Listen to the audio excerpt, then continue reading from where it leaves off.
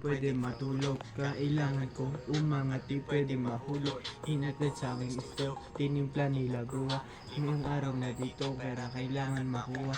Dito lang ako sa kuweba, umaga hanggang gabi. Pati mga bitches ko gumagawa ng salapi.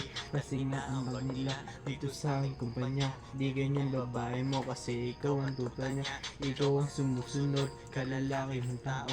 Maghabol at manuyo, yan ang di ko trabaho. Ako ay tangina, ako ang nagdidikta. Magkaaway kayo ng chick mo kaya tahimik ka. Anyway, balik na ako sa diskarte ko dito. Di umalis ka niya kaya hindi nalito. Sa bilis na walang bakasyon ko tsaka na.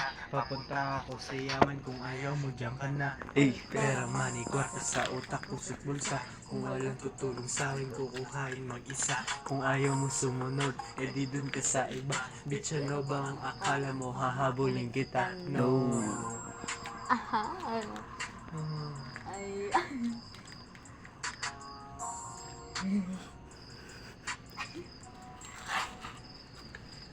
Kuha pera Pacific kasi wala ng ibang play. Bagong picture ng babae ko, ang kakil niya ay sick.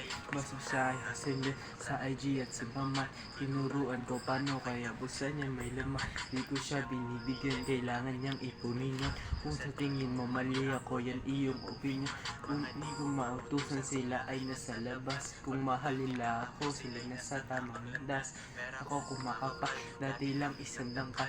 Pwede nang kumain ng masarap kahit mahal. Malinis na ang galaw, kita mo hindi yan toast. Nasa lilim lang ako at umiinom ng juice. 24 oras ang hassle, hindi nagsasara. Nakaporma ako lagi kasi daming kamera. Kunin sariling kotse at hindi yan binigay. Isang malupet na Pinoy at dalawang Pinay. Pera, money, kwarta sa utak, puso't bulsa. Kung walang tutulong sa akin, kukuhain mo isa.